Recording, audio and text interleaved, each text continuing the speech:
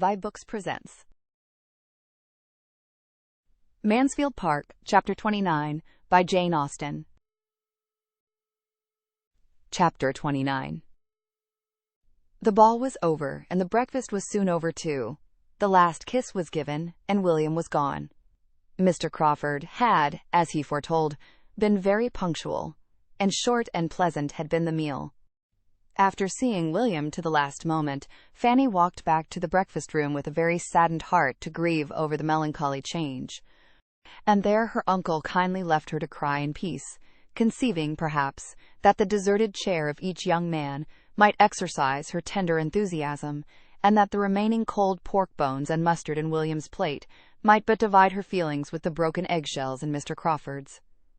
She sat and cried con amour as her uncle intended, but it was con amour fraternal and no other. William was gone, and she now felt as if she had wasted half his visit in idle cares and selfish solicitudes unconnected with him. Fanny's disposition was such that she could never even think of her Aunt Norris in the meagreness and cheerlessness of her own small house, without reproaching herself for some little want of attention to her when they had been last together. Much less could her feelings acquit her of having done and said and thought everything by William that was due to him for a whole fortnight. It was a heavy, melancholy day. Soon after the second breakfast, Edmund bade them good-bye for a week, and mounted his horse for Peterborough, and then all were gone. Nothing remained of last night but remembrances, which she had nobody to share in. She talked to her Aunt Bertram. She must talk to somebody of the ball, but her aunt had seen so little of what had passed and had so little curiosity that it was heavy work. Lady Bertram was not certain of anybody's dress or anybody's place at supper but her own. She could not recollect what it was that she had heard about one of the Miss Maddoxes, or what it was that Lady Prescott had noticed in Fanny. She was not sure whether Colonel Harrison had been talking of Mr. Crawford or of William when he said he was the finest young man in the room. Somebody had whispered something to her. She had forgot to ask Sir Thomas what it could be. And these were her longest speeches and clearest communications. The rest was only a languid, "Yes, yes, very well. Did you? Did he? I did not see that. I should not know one from the other." This was very bad. It was only better than Mrs. Norris's sharp answers would have been, but she being gone home with all the supernumerary jellies to nurse a sick maid, there was peace and good humour in their little party, though it could not boast much beside. The evening was heavy like the day. "I cannot think what is the matter with me," said Lady Bertram, when the tea-things were removed. "I feel quite stupid. It must be sitting up so late last night. Fanny, you must do something to keep me awake. I cannot work. Fetch the cards. I feel so very stupid." The cards were brought, and Fanny played at cribbage with her aunt till bedtime, and as Sir Thomas was reading to himself, no sounds were heard in the room for the next 2 hours beyond the reckonings of the game. And that makes 31, 4 in hand and 8 in crib. "You are to deal, ma'am. Shall I deal for you?" Fanny thought and thought again of the difference which 24 hours had made in that room, and all that part of the house. Last night it had been hope and smiles, bustle and motion, noise and brilliancy, in the drawing-room and out of the drawing-room, and everywhere. Now it was languor and all but solitude. A good night's rest improved her spirits. She could think of William the next day more cheerfully, and as the morning afforded her an opportunity of talking over Thursday night with Mrs. Grant and Miss Crawford, in a very handsome style, with all the heightenings of imagination, and all the laughs of playfulness which are so essential to the shade of a departed ball, she could afterwards bring her mind without much effort into its everyday state, and easily conform to the tranquillity of the present quiet week. They were indeed a smaller party than she had ever known there for a whole day together, and he was gone on whom the comfort and cheerfulness of every family meeting and every meal chiefly depended. But this must be learned to be endured. He would soon be always gone, and she was thankful that she could now sit in the same room with her uncle, hear his voice, receive his questions, and even answer them, without such wretched feelings as she had formerly known. "We miss our 2 young men," was Sir Thomas's observation on both the first and second day, as they formed their very reduced circle after dinner, and in consideration of Fanny's swimming eyes, nothing more was said on the first day than to drink their good health, but on the second it led to something farther.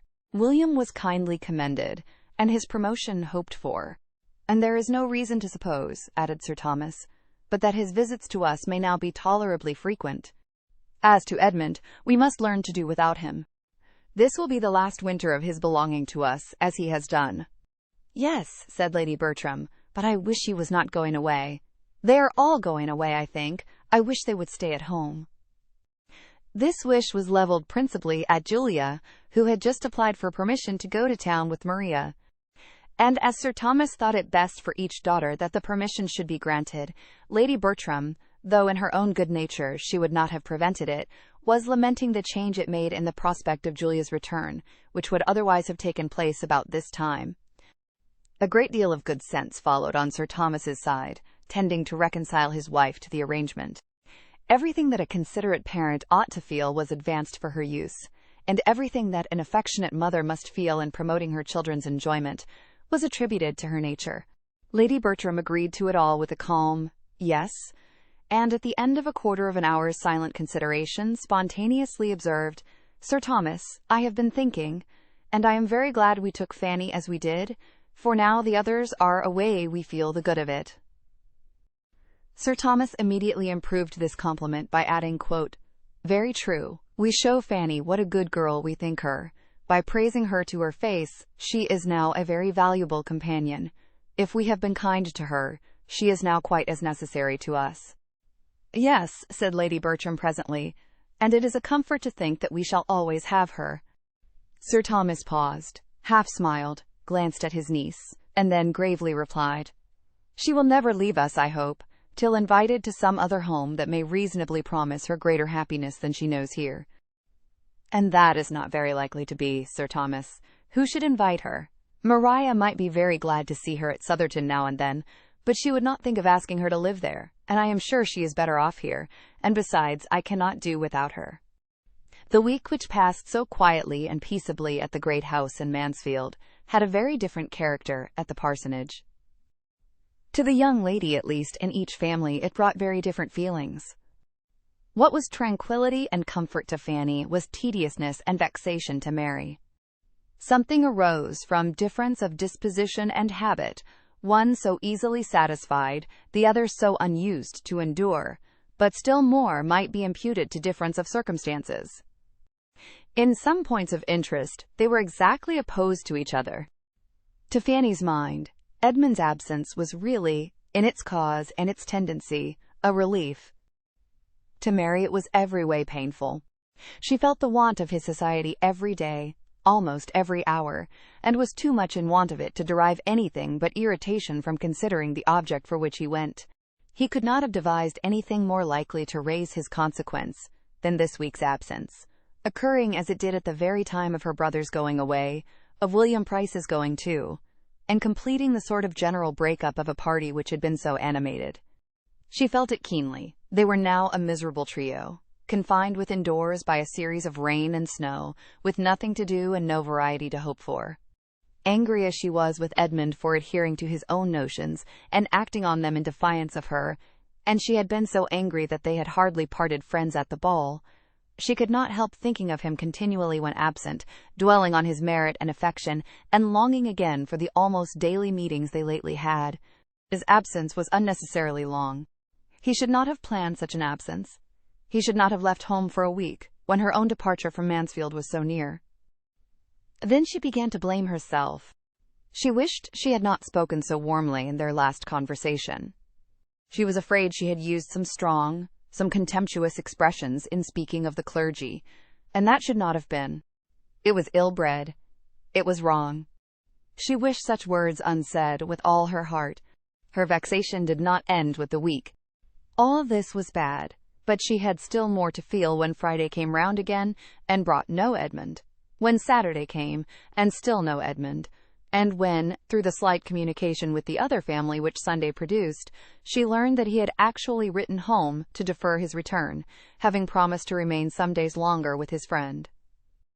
If she had felt impatience and regret before, if she had been sorry for what she said, and feared its too strong effect on him, she now felt and feared it all tenfold more.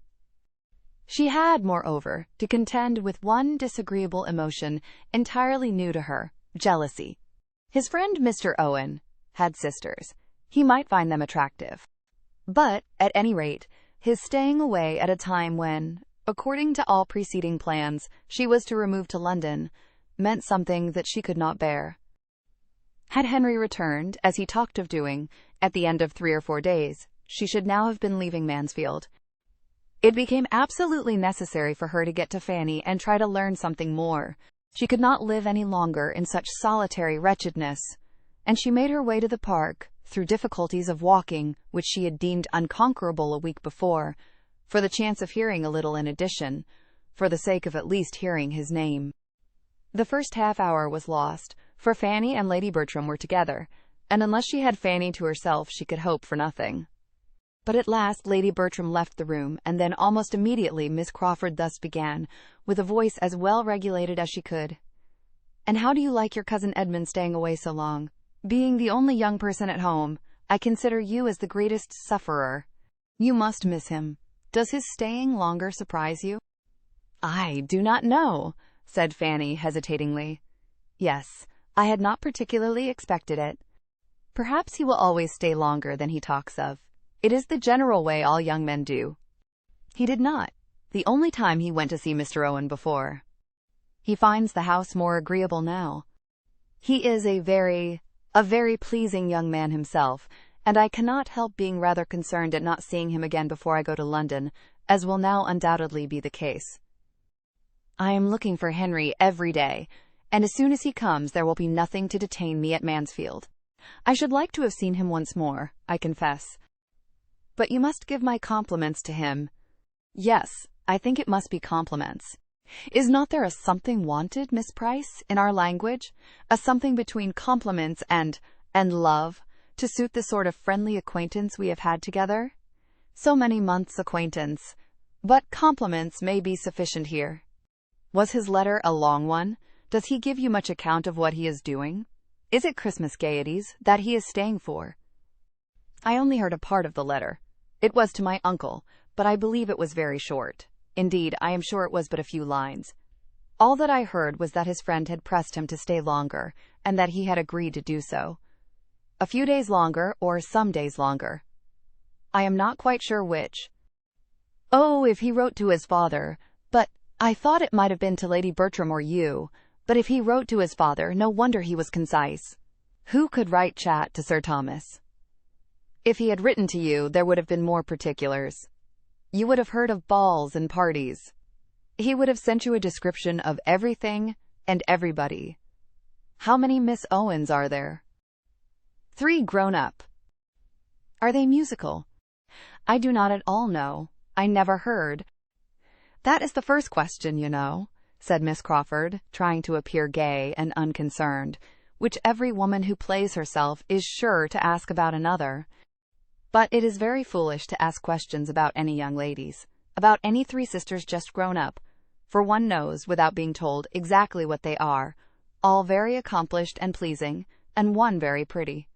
There is a beauty in every family. It is a regular thing. 2 play on the pianoforte and 1 on the harp, and all sing, or would sing if they were taught, or sing all the better for not being taught, or something like it. "I know nothing of the Miss Owens," said Fanny calmly. "You know nothing, and you care less, as people say. Never did tone express indifference plainer. Indeed, how can one care for those one has never seen? Well, when your cousin comes back, he will find Mansfield very quiet, all the noisy ones gone, your brother and mine, and myself. I do not like the idea of leaving Mrs. Grant now the time draws near.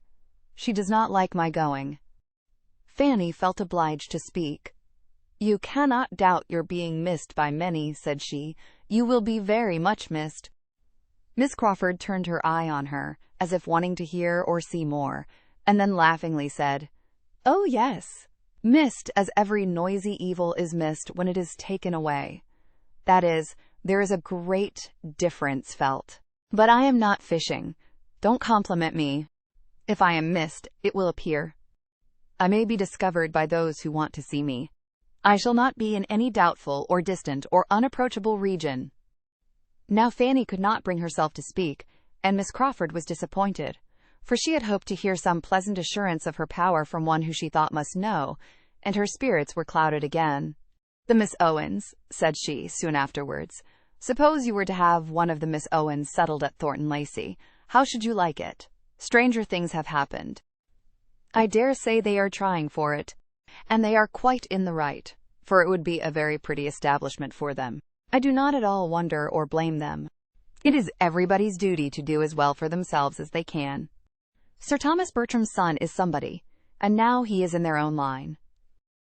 Their father is a clergyman, and their brother is a clergyman, and they are all clergymen together. He is their lawful property. He fairly belongs to them. You don't speak, Fanny. Miss Price, you don't speak. But honestly now, do not you rather expect it than otherwise?" "No," said Fanny stoutly. "I do not expect it at all." "Not at all," cried Miss Crawford with alacrity. "I wonder at that. But I dare say you know exactly. I always imagine you are. Perhaps you do not think him likely to marry at all, or not at present." "No, I do not," said Fanny softly, hoping she did not err either in the belief or the acknowledgment of it. Her companion looked at her keenly, and gathering greater spirit from the blush soon produced from such a look, only said, "He is best off as he is," and turned the subject. Thank you for tuning in to vibeBooks. We hope you enjoyed this journey. Please consider liking, commenting, and subscribing to our channel. Check out our playlist or explore vibeBooks for more classic stories. Until next time, happy listening.